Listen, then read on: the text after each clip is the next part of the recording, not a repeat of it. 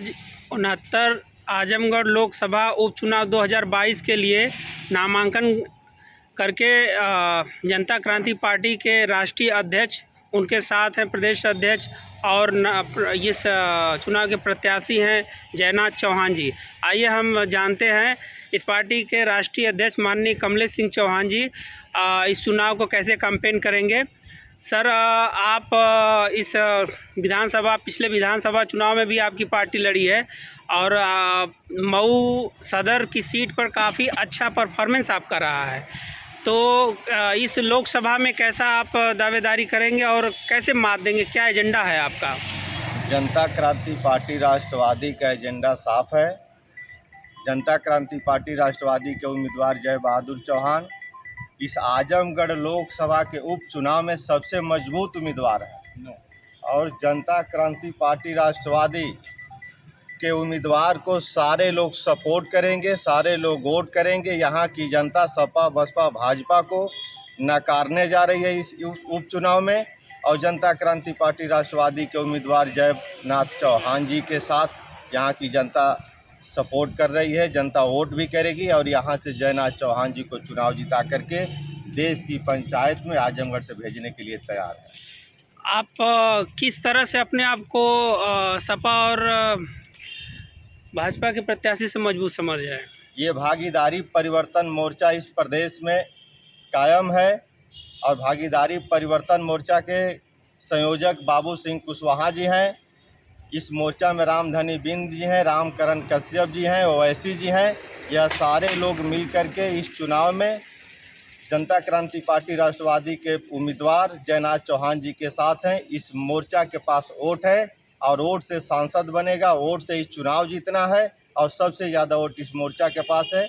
यह मोर्चा चुनाव जीतने जा रहा है। जयनाथ चौहान जी चुनाव जीतने जा रहे हैं। जिस तरह से जाति समीकरण राजनीतिक पार्टियां अपने तय करती हैं और चौहान समाज को लोकसभा में कोई भी पार्टी उम्मीदवार नहीं बनाती है, लेकिन आपने चौहान समाज से प्रत्याशी को चुना है, तो ये जाति समीकरण कहाँ तक सफल रहेगा आपका? जाति समीकरण भागीदारी परिवर्तन मोर्चा के पास जैसे चौहान समाज के यहाँ 2.5 से 3 लाख वोटर हैं, मौर्या वोटर 2 लाख हैं, माइनॉरिटी वोटर यहाँ इस लोकसभा में 3.5 से 4 लाख हैं, निषाद हैं और रामधनी बिंद के केशव निषाद हैं, बिंद हैं, बेलदार हैं और मोस्ट बैकवर्ड जातियां हैं। जनता क्रांति पार्टी राष्ट्रवादी पिछड़ों के लिए लगातार काम कर रही है, पिछड़ों के एजेंडे पे काम कर रही है, पिछड़ों को 100% आरक्षण दिलवाने की बात कर रही है कि यदि इस देश में पिछड़ों की आबादी 60% है तो पिछड़ों की हिस्सेदारी भी 60% होनी चाहिए।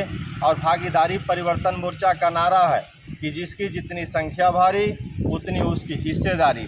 हम सारे लोगों को बराबर हिस्सा देने की बात करते हैं और हमें उम्मीद है और विश्वास है कि सारे लोग इस हिस्सेदारी की लड़ाई को मजबूत बनाएंगे और भागीदारी परिवर्तन मोर्चा के प्रत्याशी जनता क्रांति पार्टी राष्ट्रवादी के उम्मीदवार जयनाथ सिंह चौहान जी को वोट देकर के यहाँ की जनता इस बार जिताएगी और अपनी भागीदारी की लड़ाई को मजबूत करेगी। ये हम लोगों को विश्वास है और ये विश्वास निश्चित जनता इस पे कायम उतरेगी।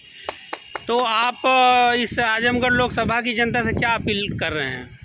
यहाँ आजमगढ़ लोकसभा की जनता से हम अपील करेंगे, निवेदन करेंगे कि आजमगढ़ की जनता आप अपनी लड़ाई को मजबूत करें, अपनी हिस्सेदारी की लड़ाई को मजबूत करें और जनता क्रांति पार्टी राष्ट्रवादी भागीदारी परिवर्तन मोर्चा के उम्मीदवार जयनाथ चौहान जी को वोट दे करके यहाँ से इस प्रदेश और प्रदेश की पंचायत में भेजें।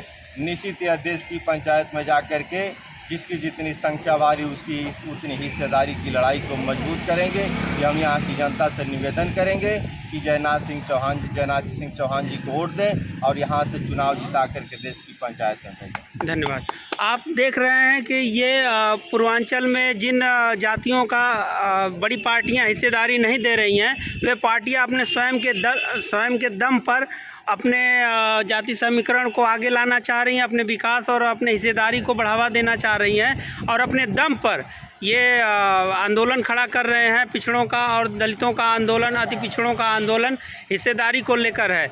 जैसे कि जनता क्रांति पार्टी भी आज पूर्वांचल में एक अपनी पहचान बना चुकी है, पिछड़ों की लड़ाई लड़ रही है, जिसमें अति पिछड़े और पिछड़ी जातियां शामिल हैं और उनके सहयोग दे रही हैं। और इस तरह से पूर्वांचल के समीकरण में बड़ी पार्टियों को काफ़ी नुकसान सहना पड़ रहा है। आज की रिपोर्ट के साथ में कैमरामैन सुरेश के साथ में चंद्रगुप्त मौर्य।